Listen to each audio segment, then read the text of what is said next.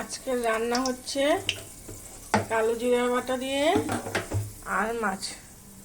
আর মাছটাকে ভেজে রেখে দিয়েছি। এবার কড়াইতে কালো জিরা তেজপাতা ফোড়ন দিয়েছি। এবারে এই যে মশলাটা আছে এটার মধ্যে জিরে, কালো জিরে, লঙ্কা বাটা আছে, নুন হলুদ মিষ্টি স্বাদ মতো আছে, একটু টমেটো বাটা আছে, একসাথে একটা পেস্ট বানিয়ে দিয়েছি। এটার মধ্যে সবকিছু আছে মশলা। এবারে এটাকে দিয়ে এটাকে এবার ভালোভাবে কষাতে হবে। খুব সুন্দর করে কষাবো যাতে একেবারে উপরে তেল ছেড়ে আসে। কষানোটা হলে পরে সামান্য জল দেব, দিয়ে মাছটাকে ছেড়ে দেব।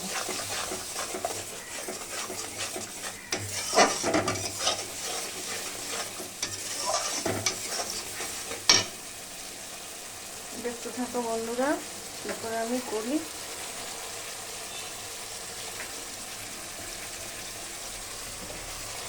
এখানে ভাত হচ্ছে, বাটিটা ধুয়ে একটুখানি জল দিয়ে দিই, মশলাটা নষ্ট হয়ে যাবে। এটা কালো জিরে বাটা দিয়ে আর মাছ।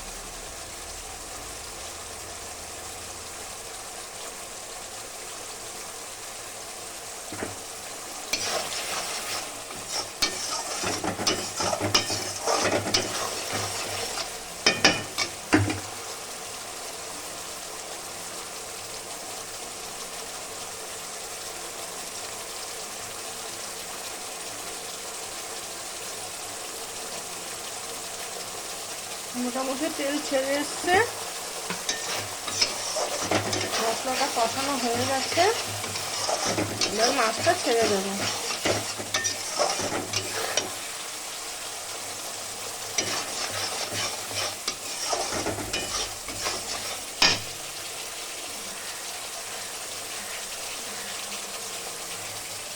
মাছটা ভেজে রেখেছি হালকা, এবার মাছটা ছেড়ে দিচ্ছি।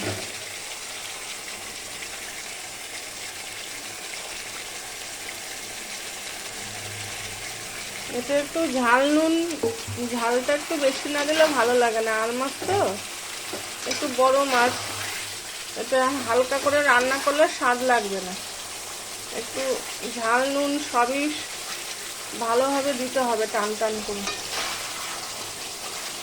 আর মাছ একটু মশলাদার রান্না না করলে খেতে ভালো লাগে না।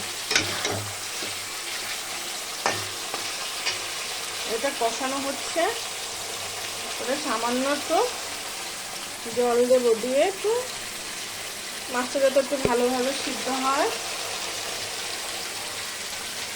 বন্ধুরা তোমরা এরকম কালো জিরা বাটা দিয়ে আর মাছ করে দেখতে পারো, খুব সুন্দর লাগে খেতে।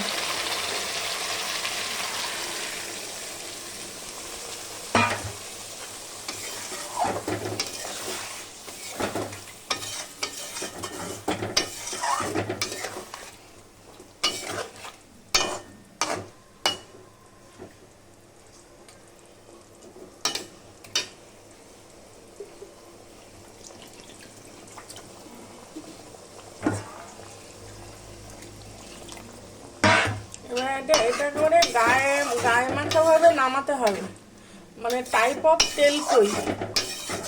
একটুখানি গরম মশলা দেবো নামাবার আগে। এটা একেবারে তেলে রান্নাটা হবে, বেশি কাই থাকবে না। এটা ফুটুক।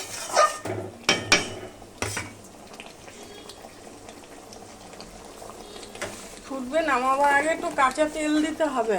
নামাবার আগে একটু কাঁচা সর্ষের তেল দিয়ে নামাতে হবে। একটু গরম মশলা গুঁড়ো দিয়ে দিলাম।